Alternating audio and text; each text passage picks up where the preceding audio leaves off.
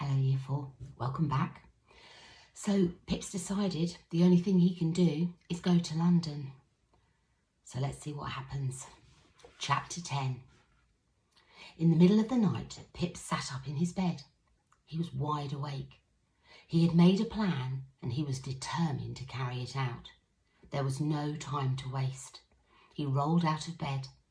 The room was dark. Feeling his way by fingertip, he grabbed his clothes, got dressed, collected his father's knife and picked up his boots. Barefoot, he padded to the door. A few embers glowed in the fire, illuminating the room with a pale orangey glow. Samuel and Isabel were sleeping on a pile of blankets, with Bridget and Susanna curled up beside them. Pepper was lying at their feet. When he saw Pip, his tail thumped on the blanket. Pip stood there for a moment, staring at his family, wondering if this was the last time he would ever see them. He thought about writing a note, but decided not to.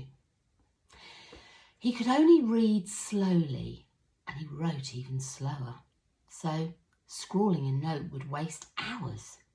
They'd guess where he'd gone. Anyway, he'd be back soon, wouldn't he?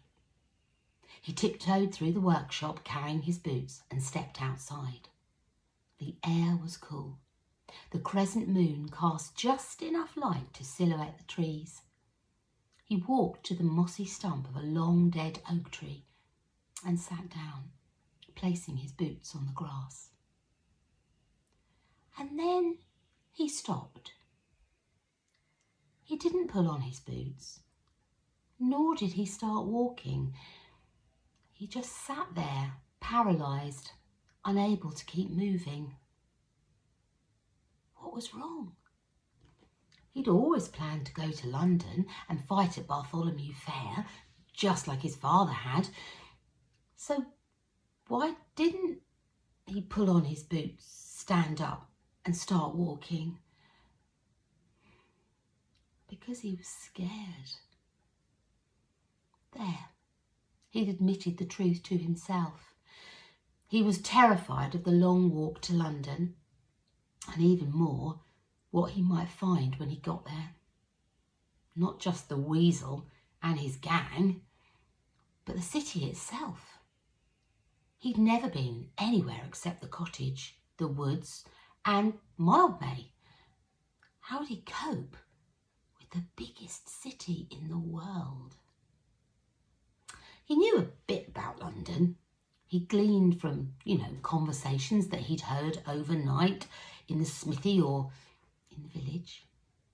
Peddlers had talked about the sights that you would see if you took a walk through the city. St Paul's Cathedral and the Tower, Cheapside and Eastcheap, the Rose Theatre and Bartholomew Fair. Black men and brown men, French men and Africans, priests and poets, lords, dukes, elephants and dwarfs, parrots and monkeys, and even old Queen Bess herself, all jumbled up together inside the tall city walls. Houses were painted with gold. The water was so dirty that you'd get sick from a single sip. The women wore diamonds and emeralds dangling from their ears. You weren't supposed to shake hands with a Londoner because he'd steal your money quicker than you could say pleased to meet you. Pip stared at his boots. He was a country boy. He knew the rhythms of the seasons and the smells of the fields. He could recognise the song of 20 different birds, recite the names of 100 herbs, and track a deer all the way through the forest. But how would any of that help him in London? If I was brave, thought Pip, if I was a man like my father, I'd just pull on my boots and start walking. No matter that I'm a country boy, I'd go to London, find the bear garden and catch the weasel.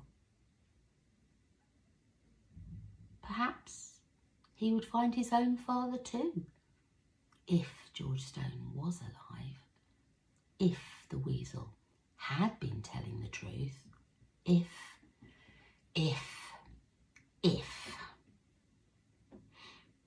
I'm a coward, thought Pip.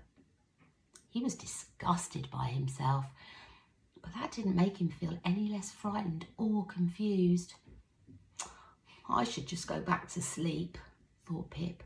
I'll forget London, and tomorrow I'll wake up and I'll eat breakfast with Bridget and Susanna, and then I'll spend the day working with Samuel. That would be his whole life, every day and every night, waking up, working, going to sleep, over and over again, till the day he died.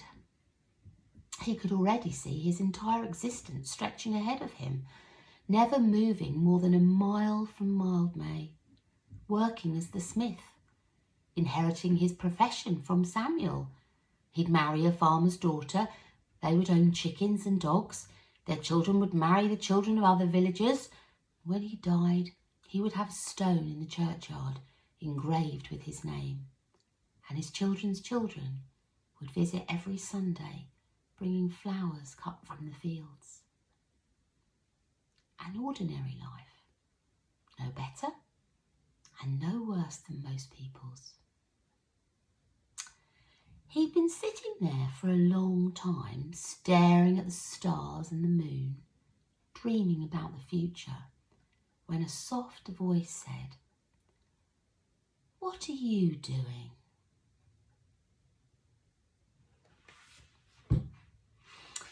That's the end of chapter 10. Whose voice do you think that was? Listen for the next chapter.